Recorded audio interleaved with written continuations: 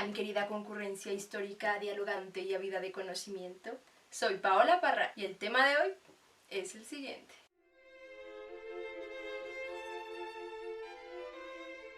La Ilustración fue un movimiento filosófico, cultural e intelectual. Se le denominó de tal manera porque su principal objetivo era disipar las tinieblas de la ignorancia por medio de la luz del conocimiento y la razón.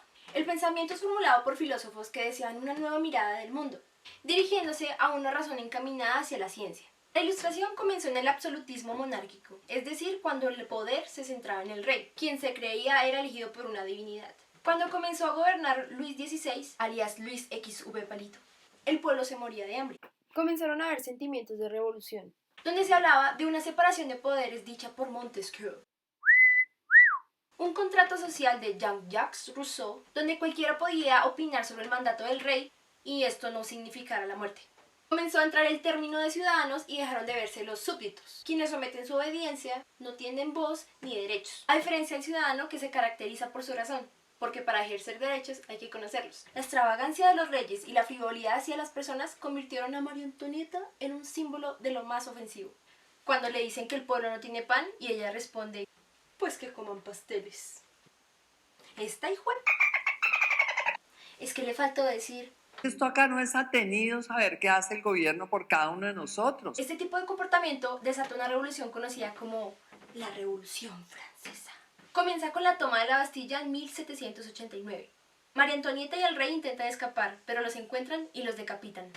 Comienza una nueva era, y de las ideas, la Constitución y los derechos del hombre, llegamos a los estados de derecho de la Edad Moderna. Pero al decir los derechos del hombre no es en un sentido general, solo se refiere al género masculino.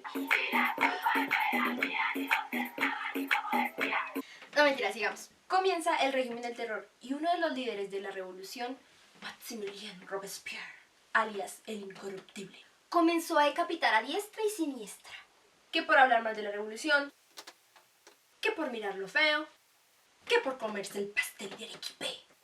Y en su dado momento, él terminó decapitado. Aquí se evidencia una figura metafórica en la que habla que la revolución es como Cronos, que termina comiéndose a sus propios hijos. Crearon leyes, asambleas, constituciones con diferentes tendencias políticas. Participaban los girondinos y los jacobinos. Hacían reuniones en las cuales se sentaban a la derecha y a la izquierda. De ahí nace lo que conocemos acá en Colombia como los godos o los cachiporros. Y también se recalca su gran lema: libertad, igualdad y fraternidad. Todo se resuelve con un consulado donde participan tres figuras: Napoleón Bonaparte, quien era el primer cónsul, Cambaceres y Lebrun. Napoleón esparce todas sus ideas por Europa y protagoniza una historia que es muy importante en nuestro nacimiento. España empieza a perder su hegemonía e Inglaterra se vuelve potencia gracias a la Revolución Industrial. Entre estas dos naciones comienza un conflicto. Inglaterra se vuelve aliada de Portugal y España de Francia. Las guerras entre España e Inglaterra se ven reflejadas en nuestras independencias. España y Francia colaboran con la independencia de Estados Unidos e Inglaterra con la nuestra. España empieza a perder el poder que ejercía en Europa y comienzan a haber cambios de poderes que se verán repercutidos en nuestro lado. En Estados Unidos comenzaron las enmiendas que le daban poder al ciudadano frente al Estado, pero esto no estaba para las comunidades afrodescendientes. Sin embargo, en 1791 a quienes primero les llegó la Revolución Francesa fue a los haitianos, quienes se convirtieron en el segundo país independiente del continente después de Estados Unidos. Aquí les decían que por ser negros no podían ser independientes, y Alexandre Pétion pide como condición la liberación de todas las comunidades afrodescendientes, y esto repercute también en San Andrés. Por esto es importante entender que todo está conectado. El vínculo entre América y España es el rey, y antes de la Revolución Francesa se pone de moda el despotismo ilustrado. Esto indica que los gobernantes tienen que ser cultos, así como acá. Hace 200 años, el apoyo de los padres fundadores de los Estados Unidos a nuestra independencia fue crucial. Carlos III, alias el Reformador Ilustrado, comienza con las reformas borbónicas y esto cambia el mundo español. Después de la Revolución, Francia y España siguen aliadas y empiezan a buscar recursos para la guerra. De ahí comienzan a subir los impuestos acá en América, lo cual da inicio a la rebelión de los comuneros en Charalá, el grito de Manuela Beltrán y la rebelión de Tupac Amaru. Acá se revolucionan, pero no logran romper con el imperio, a diferencia de Estados Unidos, quienes no estaban ligados al rey. El objetivo de las reformas borbónicas es transformar todo administrativamente y cambiar la vida cotidiana. Cada reforma tuvo resistencia debido a que estaban entrando la cultura francesa a la cultura española. Bueno, comenzó el reinado de Carlos IV, alias el Cazador. y Godoy, quien era su mano derecha. Surgió una revolución hacia los Borbones, pero siguieron siendo aliados. Sin embargo, el sentimiento antifrancés aumentaba. En España comienza un declive que impulsó nuestra independencia. En el año 1805 comienza la batalla de Trafalgar. La derrota de los franceses y españoles fue tan fuerte frente a Inglaterra que afecta a la Armada Española. Inglaterra comienza a tener poder en el mar. En 1807 se produce el Tratado de Fontainebleau, en el cual permiten que Napoleón invada Portugal por medio de España. Pero el pueblo se ofende porque los dejan pasar por todo el territorio español, lo cual hace sentir a España pequeña. Incluso los franceses pasaban y se comían los alimentos de los españoles.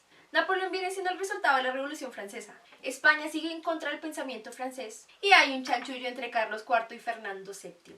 Napoleón ve una fisura en el poder y convence a Carlos y a Fernando a renunciar al cargo. Y monta el poder a su hermano mayor, José Bonaparte, alias Pepe Botella. Se le conocía como Pepe Botella porque supuestamente era alcohólico, pero también era como algo despectivo, como se la querían montar. Lo que sí es cierto es que una de sus primeras leyes fue bajarle el impuesto a las bebidas alcohólicas. Me tocó prender la luz porque Se fue la luz. Napoleón representaba las ideas de la modernidad, la razón, los derechos humanos y la ciencia. Pero España se opone a esto y se queda atrás. Lo que para nosotros era nuestra definición, para España era la pérdida de todo.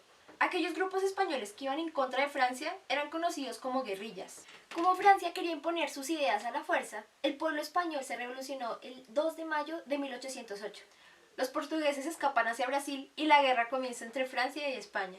España se divide por aquella que quiere ser parte de las ideas de la modernidad y la que desea seguir con sus costumbres. Su aliado comenzó a ser su peor enemigo. Comenzaron a rebelarse y la llamaron su Guerra de Independencia, la cual dio camino a la nuestra. Ya en 1810 funda la Corte de Cádiz y se crea una fractura repeliendo las ideas de la Ilustración. Entonces, España termina aliado de Inglaterra, porque la historia es así, no es definitiva, eterna y todo el tiempo es variable. Por eso se las traigo hoy. En 1810 en América intentan hacer una junta en nombre del rey, pero se reprime porque al imperio le asusta que América se esté organizando. Aquí es cuando empiezan a haber intentos de independencia en América. Comienza un proceso continental que refleja todo lo que estaba pasando en España. Inicia el 2 de mayo de 1808 y termina en 1810. El semillero de las independencias comienza en Bolivia, con la revolución de Chiquisaca, que para la historiografía independista hispanoamericana, este acontecimiento suele ser llamado el primer grito libertario de América. Estas independencias comenzaron a esparcirse por toda América, porque las ideas viajan muy rápido y la gente es muy chismosa. Francia desde ya un buen tiempo estaba investigando la medición de la Tierra. Querían entender todo por medio de la matemática. Miden una línea y determinan que es la mitad del mundo, y la llaman Ecuador. El movimiento de la Ilustración en la Nueva Granada se dio a finales del siglo XVIII, alias XV palito. Estuvo liderado por criollos que tenían acceso a libros que hablaban de las ideas de Europa. La realidad que se vivía en esos tiempos merecía una transformación y un cambio. Sin embargo, el virreinato tenía control de los libros que entraban a América y que estuvieran en contra de sus creencias religiosas y políticas. Los encuentros eran clandestinos.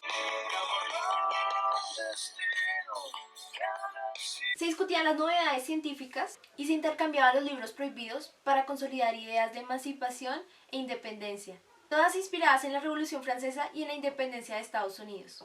La llegada de la Ilustración a América se da por aquellos que viajan a Europa, por los libros ya publicados hace buen tiempo y los periódicos de la época, aunque poco se ilustraba a la gente de lo que estaba pasando en el viejo continente.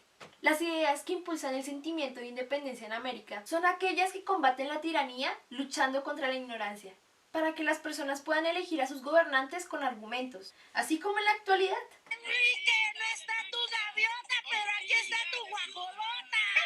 La Ilustración hizo parte para la expedición botánica de Colombia y Ecuador. Nos enseñan que nuestros gobernadores tienen que ser cultos, gente ilustrada, con conocimiento y elementos para gobernar. No es tener una familia ya, debe ganarse con méritos o con tamales.